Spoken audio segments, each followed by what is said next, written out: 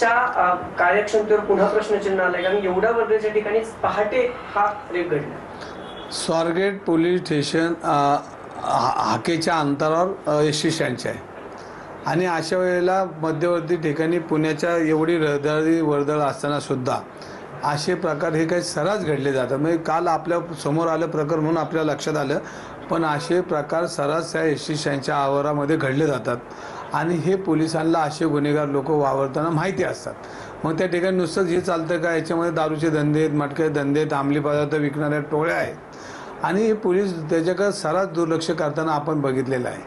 ह्या सगळ्या गोष्टीचा विचार करताना सुरक्षा तिथं वाढवली पाहिजे, त्या ठिकाणी चुकीची लोकांचा वावर हा थांबवला पाहिजे। एकटी दुकटी महिला बघून तिच्यावर अशा पद्धतीचे अन्याय होताना नवीन नाही, तर ह्याच्यामध्ये ही टोळी अशी काही लोक त्या ठिकाणी कुठली महिला अडचणीत आली, कुठली एस टीमधनं उतरली, तिला रस्ता माहीत नसतो, कधी घरातून चुकून एखादा भांडणं तांडणातून आलेली असते आणि ती रात्री तिथं वावर बघताना ती त्यांची गिऱ्हाईक होती, त्यांच्या ह्याला ती बळी पडती, त्यांना ती वासनेला ती बळी पडते यांची आणि ही सगळी लोक त्या ठिकाणी पळवली पाहिजे, हलवली पाहिजे। हा गाडे नावाचा इसम हा गुन्हेगार आहे,